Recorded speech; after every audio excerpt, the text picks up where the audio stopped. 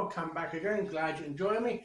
Another video in my cooking around the world from A to Z adventure. Today we are in Iraq and we're going to be cooking an Iraqi Murag or a lamb mutton stew. Pretty simple ingredients, it does take a little bit of time to cook. But anyway, hope you like this type of thing. So do like and subscribe, give us the old thumbs up, hit that little bell for notifications so I'll do my next video. So enough waffling again, crack on over here, see what ingredients we're using this week, and then we get on and start the cooking. Right, so for the main dish, we're going to be using 2 whole onions chopped up. I've got 3 tomatoes there, which I've chopped and diced. I've got 200 grams of green beans, we've just chopped the ends off. I'm using 1 kilogram there of lamb. This is like the stewing type lamb, so I'm using that. I've got 1 litre there of water with about 2 tablespoonfuls of a tomato puree in it. And add herbs and spices, a bit of salt and pepper, a bit of sugar, and something called a Baharat spice, which is that one there, which is from Iraq and the Middle East. Now, this you actually get from Sainsbury's and Tesco's. I found this quite easy to get actually. It's a combination of all different spices. It's the only one we need to use in this dish. But for the flatbreads, I'm going to be using 2 cups of a plain flour with a bit of salt in. In here, I've just got a little bit of water, a bit of sugar, and 1 sachet of dried yeast, which has been fermenting, ready to be used. So what I'm going to do first of all, I'm going to make up the dough using the flour, and I'm going to put that aside for about an hour while I'm cooking the rest of it, just to prove off. So that's the first thing we need to do.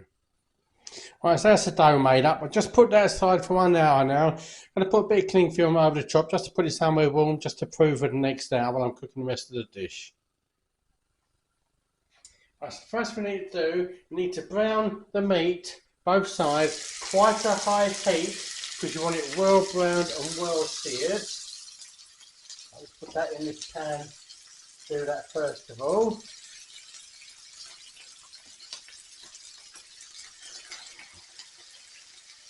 I'm just going to brown this off on a high heat on both sides, it's nice and brown.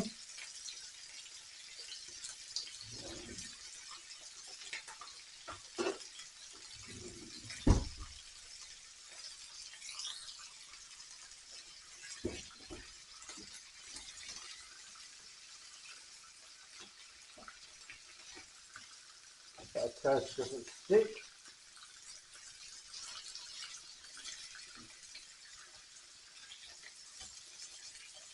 You can use boneless lamb, but most of the recipes reckon you're best off using lamb is actually on the bone. Hoping I've got to fit this in 1 pan. I'm going to have to do this in 2 batches, but I'll come back when it's thoroughly browned off and show you how brown it needs to be. They come on all nicely. If you want them so they cook like that, you've got quite brown, they start to get quite crispy on the outside. So I'm now going to move this lot aside onto a plate. So I'm going to cook. Right, so all the lamb's done, I'll put that on a plate on the side. So what we need to do now, I've got another pan there, the deeper one. We're now going to cook the onions. I'm going to saute them about 5-10 minutes, so nice, soft and translucent. So that's the next stage. We're just going to leave them for about 10 minutes till they've come down a little bit. And they're cooking down nice, getting nice and translucent, down nicely. We're now putting the tomatoes, so 3 chopped up tomatoes there. I'm now going to let that cook down a little bit.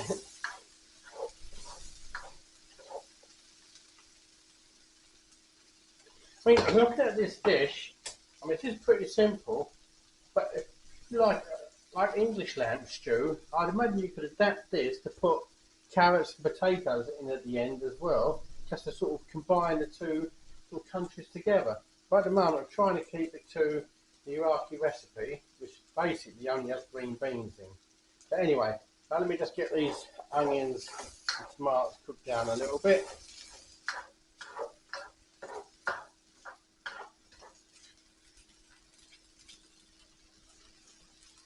They're cooking down nicely. Cook down a bit more. Right, so we're now sprinkling baharat spices, salt, pepper, a little bit of sugar there, and fine all that up and mix that in.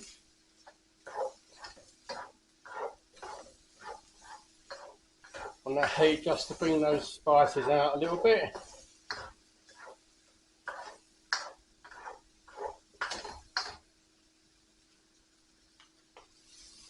Should be nice. So now what we do now, we just put in the water with the tomato paste, tomato puree in it. So I'm using about a litre at the moment. You can add more if you wish. Bring that to the boil.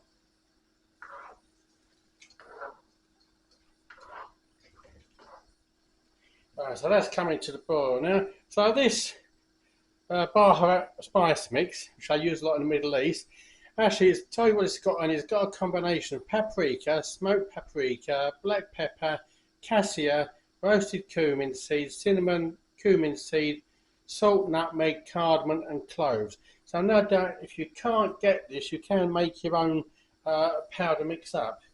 Again, I found that in Sainsbury's. I know Tesco's do it as well. Anyway, so that's coming to the boil. Coming to the boil nicely. Certainly smells nice. So now what we do now, we're now going to put the lamb back into the mix.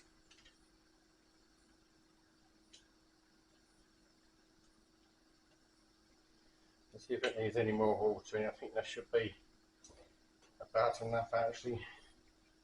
Litre of liquid.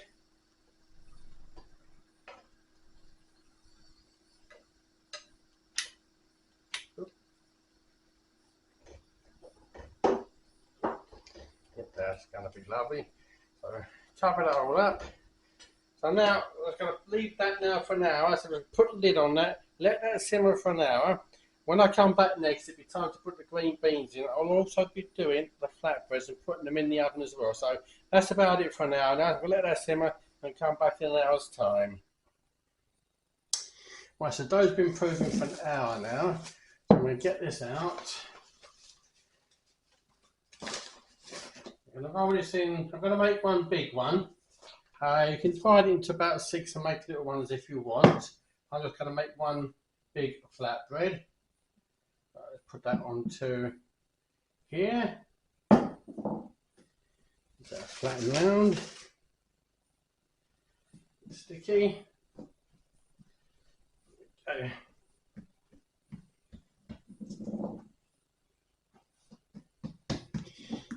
Roll that about 1/4 inch. And what you need is an upside down baking tray, oiled, or anything like that. I'm just going to use an oiled pizza tray. No doubt it's very much like a pizza base really. You can make individual ones. Like I say, I'm going to make one big whole one. Overhanging the side of it, fold that in. That's it. So I'm going to brush this with butter. Don't have to do this, you just put them in as you are, but I'm just going to jazz this up a little bit. Just want to brush this with some melted butter. You could put garlic on it if you wanted. Okay, so I'm just going to bit of melted butter on that. A good sharing flatbread this one. And I'm just going to scatter some sesame seeds on top.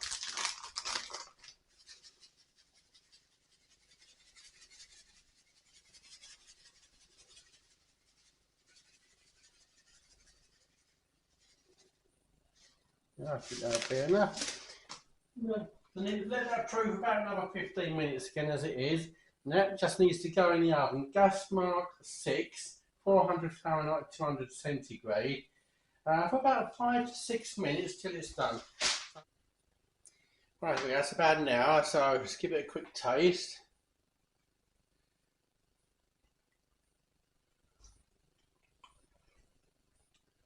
It's got nice smoky tomato flavour to that. It's very nice, very sweet smoky flavour. That is nice actually. So what we do now, we now put the green beans in. I'm now going to put that back on the simmer for 15 minutes and then it'll be cooked. What I'm going to do in about 5 minutes, I'm going to put the flatbread in the oven so they'll all come out together. So that'll be cooked when the flatbread's cooked. So I'll see you in about 15 minutes. There we go. So that's finished. Give it another try. A little bit of the old juice there. Nice. Lovely and sweet. It's got a little bit of a bite with the pepper and the paprika, but you can certainly taste the nutmeg and the cinnamon in there and all the other spice. That is very nice. So that's the flatbread. So I've cut that into 4. So let's put this on a plate. Just going to have this with a bit of flatbread for tea. Some beans on there.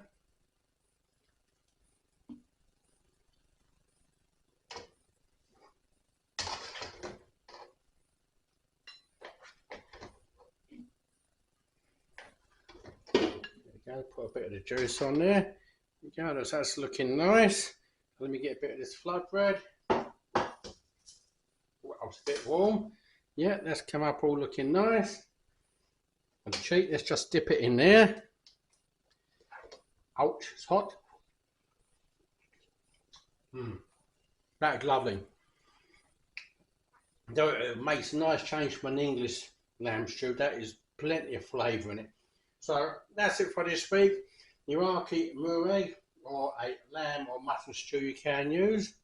So that's it for now. Well, there we go, another one done in my cooking mode from what Mate said.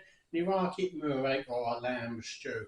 Tell you what, that's better than a normal lamb stew that I do. So in future I'll be using that recipe for lamb stew. Put some of my vegetables in the end, perhaps some tomato, carrots, some potatoes in there as well. Very, very nice. Nice flavour, you can taste the nutmeg and the cinnamon. Bit of a bite to it. I think that's from the black pepper and the paprika in there. You smell, taste the smokiness of that smoked paprika as well. Very, very nice.